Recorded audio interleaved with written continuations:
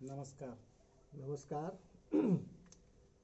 आज स्टैट्स की चर्चा पार्ट 2 में आपका स्वागत है। यह एक संयुक्त प्रयास है जंतु विज्ञान और कॉमर्स विभाग के द्वारा, और चूंकि यह सब्जेक्ट जीवन के विभिन्न भागों में इसकी उपयोगिता है और खासकर रिसर्च में भी, जिसमें आप बिना स्टैटिस्टिकल एनालिसिस के रिसर्च डेटा का या एक्सपेरिमेंटल डेटा का कोई वैल्यू नहीं है, हम उसका कोई आउटपुट नहीं निकाल सकते। और यह विषय जो है जूलॉजी के अंतर्गत बायोस्टैटिस्टिक्स नाम से कहलाता है।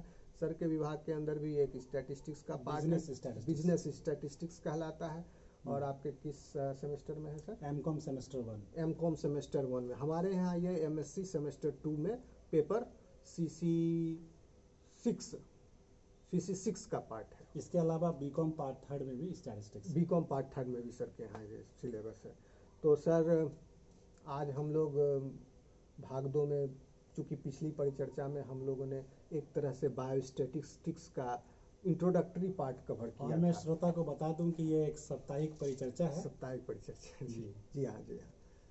और हर सप्ताहांत में हम इस परिचर्चा का दूसरा भाग, तीसरा भाग और क्रमशः आगे हम लाते आएंगे। और इस विषय को सर के माध्यम से हम दोनों ने बिल्कुल, चूँकि बायोलॉजी के स्टूडेंट्स के लिए मैथमेटिक्स और स्टैटिस्टिक्स एक भारी सब्जेक्ट हो जाता है, और इसको एक सिंपल टर्म में हम लोग समझाने की कोशिश करेंगे ताकि एक लेमैन भी इस विषय के गूढ़ तत्व को समझ सके और उसको एग्जाम पॉइंट ऑफ व्यू या उसको अपने जीवन में उपयोगिता की दृष्टि से भी इसके विभिन्न दृष्टिकोणों को अच्छी तरह से समझ सके और इसको ला सके। सर, हम विषय के ऊपर चर्चा प्रारंभ करते हैं। श्रोता को बेहद इंतजार है। हाँ सर, मैं चलिए सर चर्चा आरंभ करते हुए सबसे पहले आज हम लोग कंसेप्ट ऑफ एवरेज की बात करेंगे और उसके बाद हम लोग एप्लीकेशन ऑफ एवरेज की भी बात करेंगे। तो sir let me explain. First of all question arises, what is average? Students, हमारे श्रोता को मैं ये बता दूं कि मेजर्स ऑफ सेंट्रल टेंडेंसी एक चैप्टर है, चाहे वो एमएससी में हो या एमकॉम में हो, उसी के अंतर्गत ये एवरेज टॉपिक है। And average is also called measures of central tendency. Now the question arises, what is average? Average is a single figure that represent the whole data. There are 5 types of averages. First one is arithmetic mean, second is median, third is mode, fourth is harmonic mean, fifth is geometric mean. Among these 5, there is another classification also. AM, arithmetic mean, HM, harmonic mean, GM, geometric mean. These 3 are called mathematical averages. But three means these 3, arithmetic mean, geometric mean and harmonic mean. Right, These right. 3 are the mathematical averages. And rest 2, that is median and mode, are positional averages. Positional averages. Right. Okay, sir. So, sir, what do you mean by, sir, arithmetic mean? What is arithmetic mean? Right. That's good question. Because we simply call mean. It's incorrect to say that mean, because mean itself are of 3 types. As we have discussed, arithmetic mean, geometric mean, harmonic mean. So first of all, let us understand arithmetic mean. Okay. Arithmetic mean is total of the observation divided by number of observations. That we generally calculate mean, arithmetic mean, by sigma x upon n. But there are 2 things. One thing, sir, I want to ask you here. Yeah. That while calculating arithmetic mean, I have seen in some of the examples that they represent it as by the symbol mu. Yeah. And sometimes it is represented by the symbol x bar.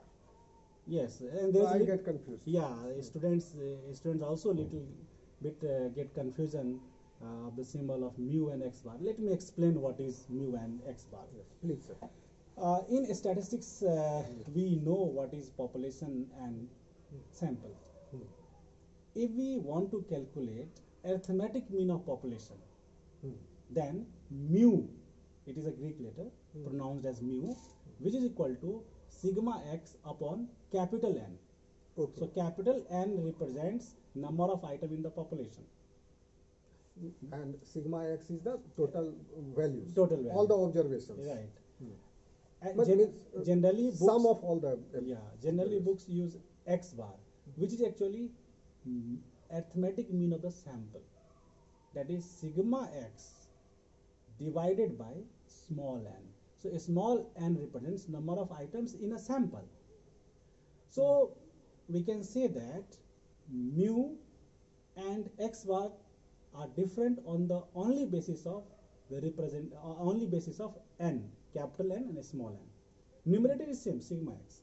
So only so in a if we talk about the research, in research we generally use sample mean, that is sample arithmetic mean, to estimate the population mean. Okay, so in that case we use mu more frequently.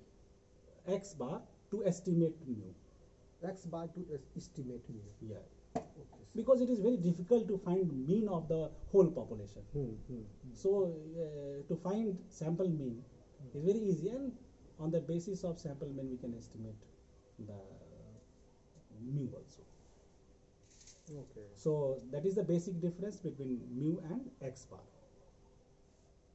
Okay, so then what is median? Okay.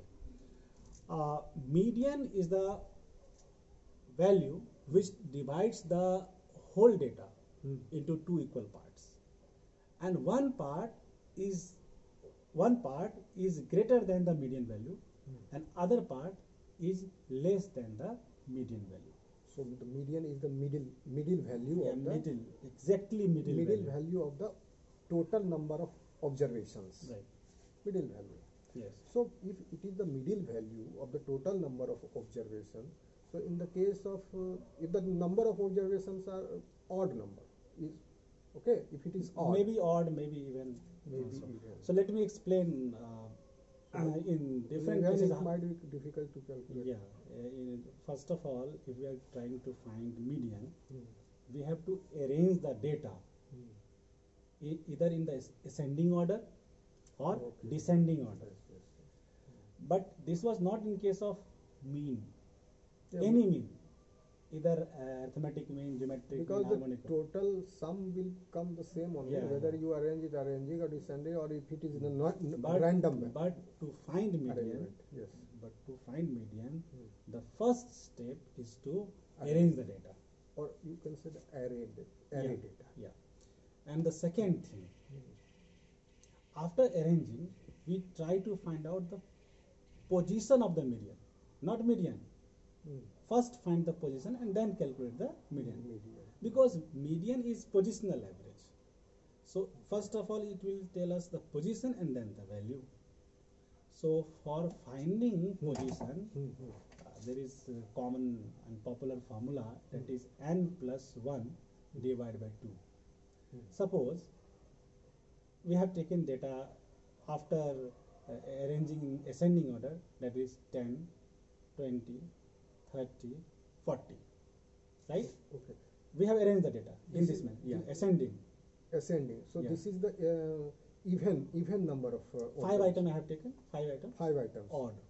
So this is odd type. Up to 50. I have started from 10, 20, 30, 40, 50. So 5 items. 5 items. So 5, n is 5. Hmm. So 5 plus 6 divided 2. That is 6 divided by 2, that is third item. So third item, if we observe, either from left to the left side or from the right side, like 10, 20, 30. 30 is the third item, or from this side, right side, right to दोनों left. तरफ से third item जो है वो बीच की value बीच में जैसे 50, 40 तो 30, फिर तीसरा आ गया, तो इधर 30 जो है, जो 30 है, वो पूरे डेटा को 2 भाग में बांट दिया. एक भाग उससे ज्यादा है और एक भाग उससे कम है. करेक्ट, समझ गया. तो सर लेकिन जब संख्या जब हो सम हो तो उस समय तो हम देखिए, दिक्कत में आप पड़ जाएंगे. सेम एग्जांपल ले लेते हैं तो आसान होगा श्रोताओं को समझाना. 50 था, एक और आइटम हम बढ़ा देते हैं, 60 कर देते हैं.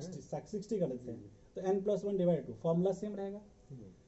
तो 6 plus 1 divided by 2 7/2 7.2, तो 3.5 हम्म, 3.5 आइटम हो गया। हम्म, तो इसका मतलब ये हुआ कि न 3 है न 4 है, बीच का है। बीच का। तो हम क्या करेंगे, थर्ड वैल्यू और फोर्थ वैल्यू का एवरेज ले लेंगे, लाइक 10, 20, 30, 40, 50, 60। तो 30 और 40, why we have taken 30 because 3.5 it means third तो होगा ही हम्म, और फोर्थ भी होगा, लेकिन उसके बीच का होना चाहिए, क्योंकि 3.5 क्या है, किसके बीच का होगा, 3 और चार 4 के। चार लेकिन मान लीजिए कि मीडियन कैलकुलेट हो, मीडियन का पोजीशन वैल्यू का कैलकुलेट होकर आता है 5.5। इसका मतलब क्या हुआ कि 5 और 6 के बीच में है। लेकिन जो हम जो एग्जाम्पल लिया उसी में स्टिक रहते हैं, ताकि श्रोता जो है समझ पाए।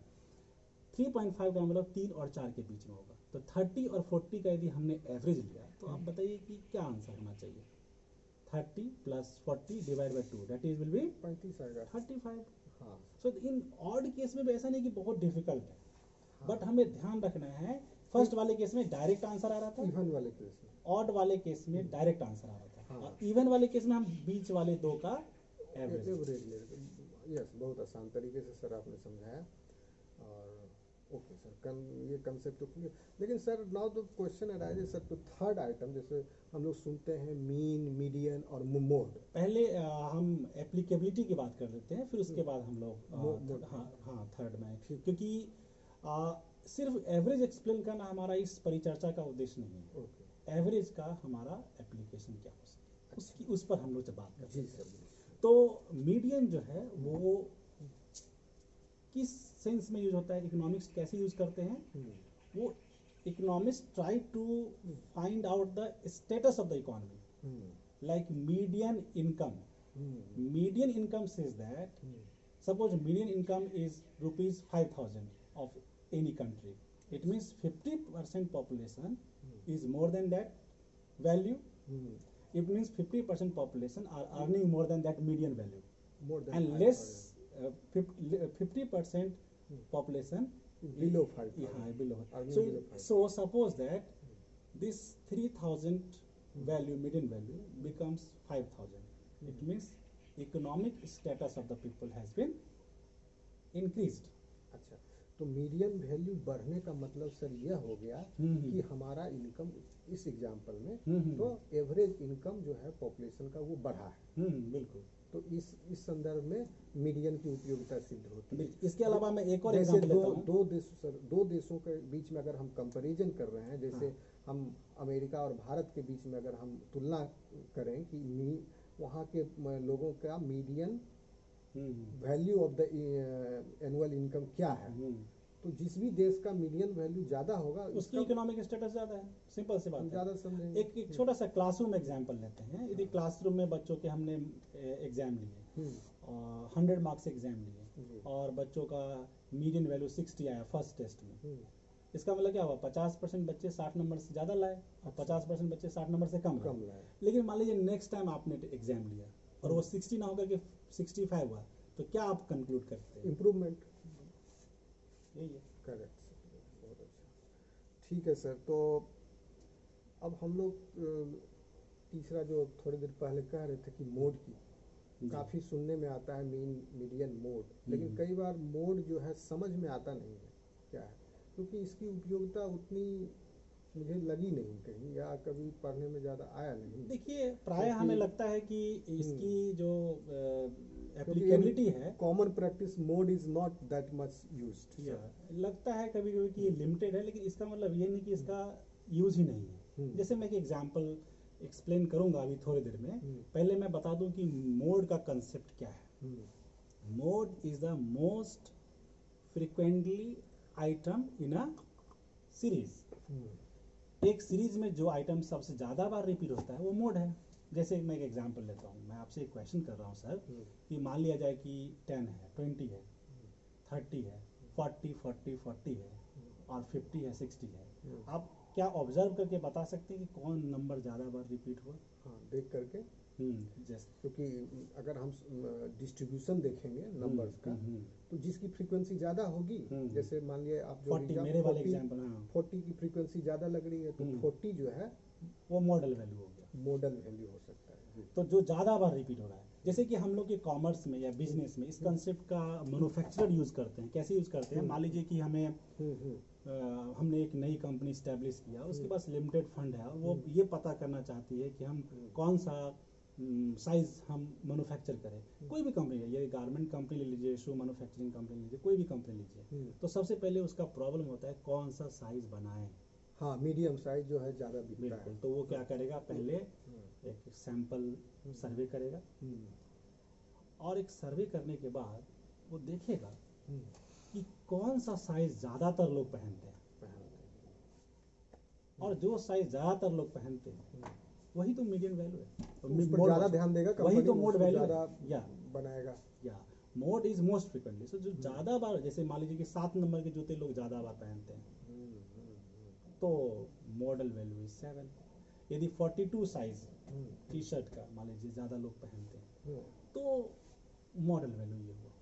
और मैन्युफैक्चरर इसमें इंटरेस्टेड नहीं है कि कम लोग, जैसे कि सपोज 10 नंबर का साइज या 12 नंबर का साइज बहुत कम लोग पहनते होंगे, तो मैन्युफैक्चरर इज लेस इंटरेस्टेड। पहले वो प्रायोरिटी ये देता है कि हम वो बनाए जो ज़्यादातर लोग पहनते हो। इसके लिए यदि हम स्टैटिस्टिकल एनालिसिस करें तो मोड का फॉर्मूला लगाएंगे एक्सेल में। ओके सर, ठीक है सर। तो mode part is clear to now, so the concept is clear. Now coming to the next part, sir. Now fourth is the harmonic mean. Yes, sir, harmonic mean, because as you have mentioned that these are 5 types of averages: mean, median, mode, in which mode and median are the positional average, and arithmetic mean, harmonic mean, and geometric means are mathematical average. Right. So sir, हम लोगों को sir कृपया समझाएं कि 4th type of average जो है harmonic mean, इसका क्या उपयोगिता है सर, इसकी क्या परिभाषा? देखिए, उपयोगिता तो थोड़ी देर के बाद मैं श्रोताओं को पहले ये बताना चाहता हूँ कि हार्मोनिक मीन कैसे निकलता है, क्योंकि हार्मोनिक मीन निकालना डिफिकल्ट है as compare to the other average. तो हार्मोनिक मीन है क्या? Harmonic mean is the reciprocal of arithmetic mean of reciprocal of individual observation. अब इसमें डेफिनेशन तो देख रहे हैं तो 2 बार रेसिप्रोकल आ रहा है, थोड़ा सा समझना डिफिकल्ट हो रहा है। तो इसको समझने के लिए मैं एक सिंपल टर्म में ब्रेक करता हूँ। मान लीजिए कि एग्जांपल लेते हैं 20 और 30, 20-30 लिया। इसका रेसिप्रोकल सर क्या होगा? 1/20, 1/30। तो पहले क्या किया, जो ऑब्जर्वेशन दिया था 20-30, उसका हमने रेसिप्रोकल निकाला। रेसिप्रोकल निकालने के बाद हमने क्या किया, इसका अरिथमेटिक मीन ले लिया, मतलब 1/20 प्लस 1/30 करने के बाद 2 से डिवाइड किया, कि 2 से इसलिए क्योंकि हमारे पास 2 ही ऑब्जर्वेशन है। तो इसका हमने निकाल के एक वैल्यू लिया, और जो वैल्यू है उसको फिर रेसिप्रोकल कर बस। तो यानी सर एक उदाहरण के साथ सर इसको समझाने का। हाँ, तो फिर उसको रेसिप्रोकल लिया, तो ये हार्मोनिक मीन हुआ। अब एक उदाहरण के द्वारा एक हम एग्जाम्पल लेते हैं। मान लिया जाए कि आप या मैं, कोई भी पर्सन लखीसराय से समस्तीपुर जाते हैं, ठीक है, और फिर समस्तीपुर से फिर लखीसराय आ जाते हैं, और डिस्टेंस तो सेम ही होगा क्योंकि 2 प्लेस के सेम रास्ता से गया। हाँ, सेम रूट से गया, डिस्टेंस ऑलवेज जो होता है शॉर्टेस्ट होता है, तो सेम है। अब मान लीजिए कि लखीसराय से समस्तीपुर गए 20 किलोमीटर प्रति घंटा के। अब ये मत सोचिए किस चीज से मैं गया या आप गए, और फिर लौटे तो 30 किलोमीटर प्रति घंटा से। हालांकि लॉकडाउन में हम अभी कहीं नहीं जा सकते, मुंगेर एक रेड जोन में है और हॉट स्पॉट है, बट फिर भी एक इमेजिनरी एग्जाम्पल ले रहे हैं।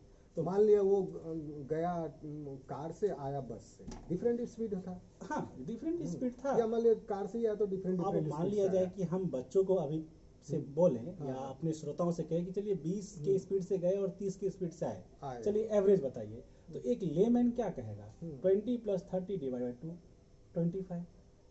बट 25 एवरेज स्पीड नहीं है। यहाँ पर क्या जनरली स्टूडेंट क्या मिस्टेक करते हैं, या हम लोग भी कभी कभी कर जाते हैं, जो एक्सपर्ट लोग नहीं है वो उनके सेंस में बात कर रहे हैं, वो क्या करते हैं, अरिथमेटिक मीन यूज करते हैं। तो मैं अभी मैं आपको ये डिस्कस करना चाहता हूँ कि नहीं, हर एवरेज का अलग अलग यूज है। हार्मोनिक मीन तब यूज होता है जब हम एवरेज स्पीड निकालते हैं। तो इस केस में हम यदि एवरेज स्पीड निकाल लें तो हार्मोनिक मीन का जो फॉर्मूला मैंने बताया अभी उस हिसाब से करें 20/30 दो थे, 1/20 1/30 रेसिप्रोकल किया, दोनों को प्लस करके 2 से डिवाइड किया। पहले हम जो रेसिप्रोकल आया कर यहाँ, दिए, दोनों स्पीड का रेसिप्रोकल किए, हाँ, और दोनों रेसिप्रोकल का योग कर दिए, योग करके 2 से डिवाइड किया, मतलब अर्थमेटिक मीन निकाल लिया। क्योंकि 2 वैल्यू था आने जाने का, तो हम 2 से डिवाइड किए, तो वह जो वैल्यू प्राप्त हुई उसका फिर हम रेसिप्रोकल कर दिए। बिल्कुल बिल्कुल, तो वो कैलकुलेशन के बाद 24 आता है। लेकिन अर्थमेटिक मीन निकालेंगे तो 20 + 30 / 2 25 है। तो अब कैसे चेक करें कि कौन सा सही है? क्योंकि श्रोता तो यही सोचेंगे कि अरे एवरेज स्पीड तो, लेकिन ये बात नहीं है। आप मेरे ख्याल से आप पढ़ाते होंगे साइंस के स्टूडेंट को, और हम लोगों ने भी पढ़ा था जब बचपन में थे, distance is equal to speed into time. हाँ, distance is equal to speed into time, हाँ, फिजिक्स में पढ़ा था। इसी फॉर्मूले को घुमा फिरा के हम लोग पढ़ते थे कि speed equal to distance upon time, या time is equal to distance upon speed. Check कर लेते हैं इसी को। ठीक है, लखीसराय से और वहां के दोनों का यदि डिस्टेंस सेम हो तो किलोमीटर मेंशन करने की जरूरत नहीं है हार्मोनिक मीन के फॉर्मूले में। टू एंड फ्रो का जब हो तो हम n ले लेंगे, एक बार गया एक बार आया तो 2 हो गए। तो अब हम इसको कैलकुलेट करें तो डिस्टेंस हमारे पास मान लीजिए 1 किलोमीटर है। ठीक है, जाने का और आने का सेम है, तो हम 1 यूनिटरी ले रहे हैं। ठीक है, अब डिस्टेंस अपॉन स्पीड करने से टाइम आएगा। टाइम अब हम ये निकाले इस केस में, तो हमारे पास स्पीड तो गिवन है, दैट इज 20, डिस्टेंस हम 1 यूनिट ले रहे हैं, तो 1/20 कैंसिल हो जाएगा। 1/20 ये डिस्टेंस अपॉन स्पीड यानी कि टाइम आ गया 1/20, और अगेन हमने निकाल लिया 1/30 टाइम निकाल लिया लौटने का। ठीक है, दोनों को हमने प्लस करके प्लस कर दिया, तो प्लस करने के बाद आया हमारा टोटल टाइम, और टोटल डिस्टेंस 1 एंड देन 1 2, तो 2 को हमने डिवाइड किया टोटल टाइम से, यानी कि टोटल डिस्टेंस को हमने डिवाइड किया टोटल टाइम से, तो नेचुरली ये एवरेज स्पीड आएगा। तो 2 डिवाइड बाय 1/20 प्लस 1/30, इसको कैलकुलेट यदि हम करें पेपर पर तो ये 24 एग्जैक्ट आएगा। 24 यस, तो इस बेसिस पर हम कह सकते हैं कि हार्मोनिक मीन जो है वो एग्जैक्ट आंसर दे रहा है स्पीड डिस्टेंस टाइम वाले फॉर्मूले में। तो इसलिए हार्मोनिक मीन जो है मोस्ट अप्रोप्रिएट है इसमें, अरिथमेटिक मीन नहीं। जी। तो सर, तो अगर मान लिया जाए कोई आदमी, जैसे आप अभी उदाहरण के द्वारा बता रहे थे कि लखीसराय से समस्तीपुर जाता है और फिर और समस्तीपुर से लखीसराय रिटर्न, इसलिए दिया कि डिस्टेंस सेम, डिस्टेंस सेम। अब मान लिया डिस्टेंस अलग रहा, हम मान लिया कि मुंगेर से समस्तीपुर गए, ठीक है सर, और समस्तीपुर से मुंगेर ना आके हम समस्तीपुर से लखीसराय आ गए। बिल्कुल, यानी मुंगेर से समस्तीपुर और समस्तीपुर से लखीसराय। देखिए, आपने बहुत ही महत्वपूर्ण प्रश्न किया, और मेरे ख्याल बिल्कुल जो मैंने एग्जाम्पल दिया था वो सिंपल हार्मोनिक मीन का था। अच्छा। उसमें डिस्टेंस सेम था, लेकिन जब डिस्टेंस डिफरेंट होता है तो उस केस में हमें वेटेड हार्मोनिक मीन लगाना चाहिए। अच्छा। जैसे मान लिया जाए कि हम एग्जैक्ट बात करें कि सर एक अप्रॉक्सीमेट फिगर ले लेते हैं कि आपने एग्जाम्पल दिया कि मुंगेर से समस्तीपुर गया, मान लेते हैं नियर अबाउट ये 150 किलोमीटर होगा। ठीक है, जो भी माध्यम से जा रहे हैं, और फिर जब हम वहां से समस्तीपुर से लखीसराय आए तो मान लीजिए कि ये 200 किलोमीटर है, तो 100 किलोमीटर मे भी आप कौन सा रूट अपनाते हैं, ये शॉर्टेस्ट डिस्टेंस अब ठीक है। मतलब मैं ये पॉइंट आउट करना चाहता हूँ कि डिस्टेंस इज डिफरेंट, तो आप स्पीड अलग अलग मीडियम से कहते वो भी डिफरेंट हो सकता है, सेम भी हो सकता है, बट यहाँ पर डिफरेंट डिस्टेंस लेने पर हमें वेटेड हार्मोनिक मीन का प्रयोग करना चाहिए। फॉर्मूला वही है, distance upon total time taken, जो total distance upon total time taken average speed का। अब क्या है कि हमने टोटल डिस्टेंस कितना ट्रेवल किया, 150 किलोमीटर प्लस आपने कहा रेक्टिफाई किया और 100 किलोमीटर, तो 150 प्लस 100 250 किलोमीटर हो गए। 100 से भी कम है। हाँ, नहीं हम इसलिए ले रहे हैं कि हम तभी तो समझाने के लिए, समझाने के लिए। अब क्या है कि 250 किलोमीटर हो गया टोटल डिस्टेंस, अब टोटल टाइम हम्म, कितना लगा इसके लिए हमारे पास स्पीड का होना चाहिए। मान लिया जाए कि हम किसी भी माध्यम से गए, हमारा स्पीड 50 किलोमीटर जाने का था और आने का 60 किलोमीटर हुआ। ठीक है, तो इस केस में हम क्या करेंगे, जो जो हमारा मुंगेर से समस्तीपुर जाने का टोटल जो हमारा डिस्टेंस था वो हो गया वेट W, अच्छा, और जो हमारा स्पीड था वो हमने उसको डिवाइड किया, दैट इज उसको x मान लीजिए, x से रिप्रेजेंट करते हैं, तो W upon x, time W1 कह लीजिए क्योंकि दो दो हैं, W upon W1 upon x1। x is equal two similarly जो भी वैल्यू आएगा हम उस न्यूमेरिकल कैलकुलेशन पर नहीं जा रहे हैं, फिर W2 divide by x2, x2। जो भी आएगा वो एक टोटल टाइम को रिप्रेजेंट करेगा। डिस्टेंस भी डिफरेंट है एंड हाँ, स्पीड भी हाँ। डिफरेंट है। तो 100 हम्म, प्लस 150 टोटल, हम्म, यानी कि सिग्मा W हो गया, divide by total time. W1 W total time क्या था, W upon x, W1 upon x1 plus W2 upon x2, नीचे में टोटल टाइम है। इस मीन्स मुंगेर से समस्तीपुर 150 डिवाइड 150 किलोमीटर, 150 की डिस्टेंस, और प्लस जो हमने रफ्तार लिया था 50 किलोमीटर प्रति घंटा, plus 100 kilometre distance divide by जो हमने 60 का स्पीड लिया था, यानी दोनों को हम प्लस कर दे टोटल टाइम को और टोटल डिस्टेंस हमने बताया, तो एवरी स्पीड आएगा। तो इट मीन्स, जब मेरा कहना ये है, मैं अभी कैलकुलेशन पार्ट में, रेसिप्रोकल करेंगे। No no no, direct formula, harmonic mean equal to sigma W, W is distance, W ही है, therefore distance, divided by sigma W upon x. So sigma W upon x is total time, sigma W is total distance, so total distance divided by total time is average speed. So whenever, what is the golden rule, whenever distance is same, simple harmonic mean, simple harmonic mean is equal to n divided by sigma 1 upon x. But in case of weighted harmonic mean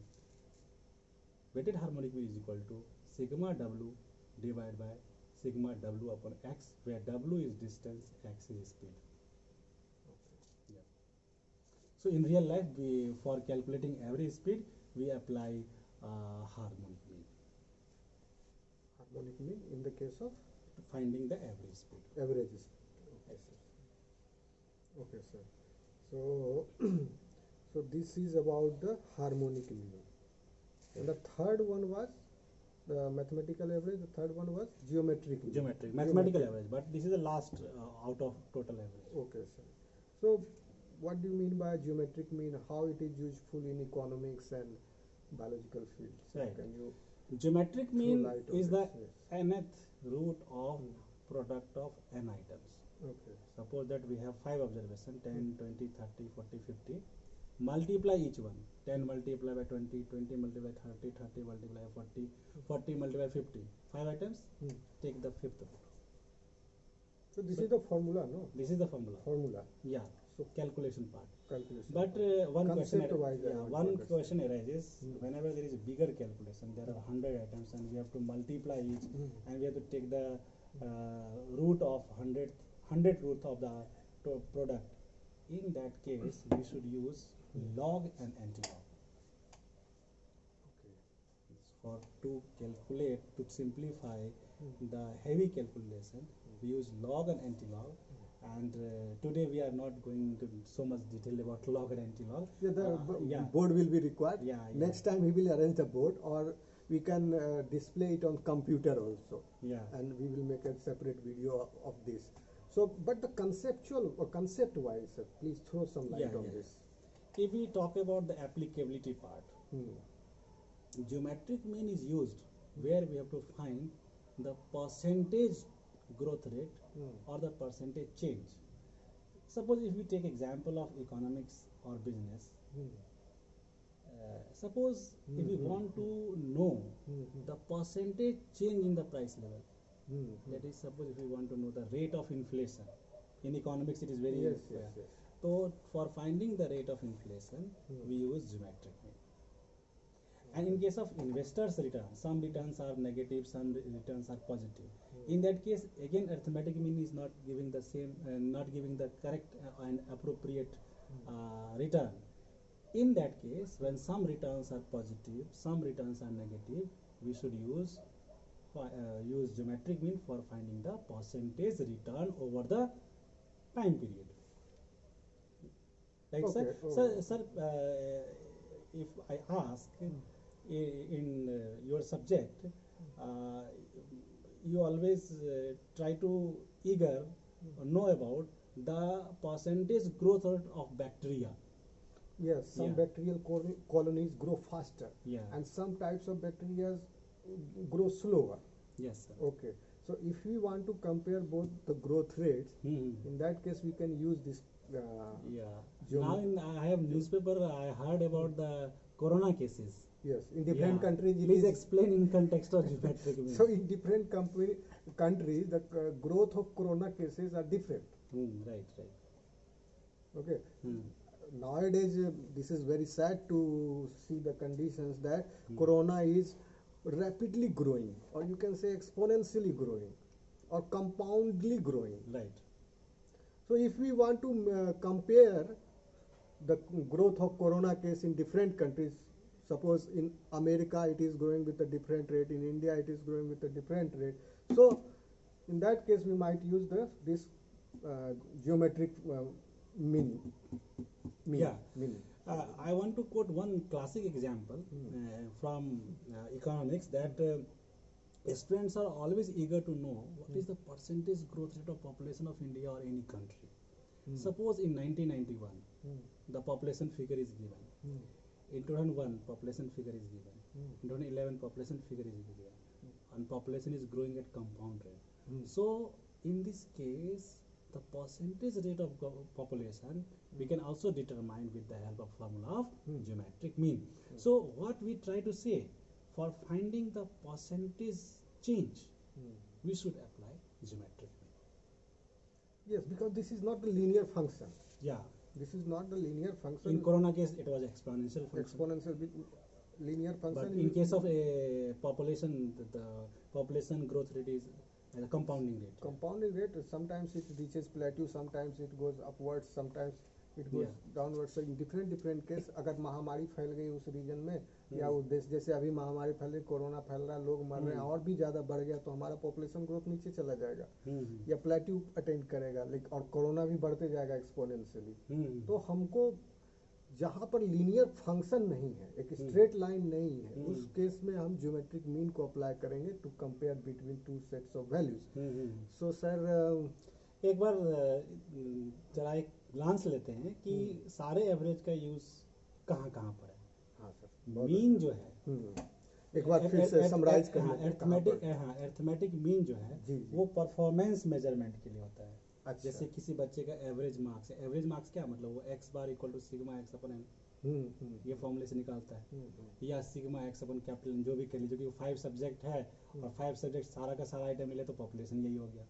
anyway, so what ever, arithmetic mean निकाला, किसी बच्चे का arithmetic mean 60 आया, CBSE के 500 के exam में उसका arithmetic mean 60 आया, और दूसरे बच्चे का सर 65 है किसी नवोदय विद्यालय के स्टूडेंट का। तो जरा आप बता सकते हैं कि हम दोनों नवोदय विद्यालय से तो बता सकते हैं कि कौन से बच्चे का परफॉर्मेंस ज्यादा हुआ? अच्छा, 60 वाला ज्यादा है या 70 या 65 वाला ज्यादा परफॉर्मेंस? तो डेफिनेटली 75 वाला के बिल्कुल, तो उसका एवरेज 5 सब्जेक्ट में उसका सब्जेक्ट मार्क्स एवरेज जो है 75 है। तो इट इज, और मीडियन जो है वो पूरे वैल्यू को 2 पार्ट में डिवाइड करता है। इसका यूज हम तब करते हैं जब हम ये जानना चाहते हैं कि एक कौन सा फिगर है जो 2 इक्वल पार्ट में डिवाइड करता है। और जैसे कि इकोनॉमिक स्टेटस निकालने की हमने बात किया था कि मीडियन इनकम लेवल से हम पता कर सकेंगे कि आधा पॉपुलेशन कहाँ, मतलब कितना ज़्यादा अर्न कर रही है, उससे ज़्यादा 50% अर्न कर रही है, उससे एक टाइम लेवल पर भी अगर हम उसको कंपैरिजन करना चाहें कि इम्प्रूवमेंट हुआ है कि नहीं हुआ। बिल्कुल सारे जैसे 10 साल पहले हमारा जो पॉपुलेशन का मीडियन इनकम होगा कुछ और होगा और अभी कुछ और है, तो दोनों के बीच में अगर हम कंपैरिजन करें कि घटा है कि बढ़ा है, तो उस केस में मीडियन है, या क्लास में बच्चों के परफॉर्मेंस। हाँ बिल्कुल।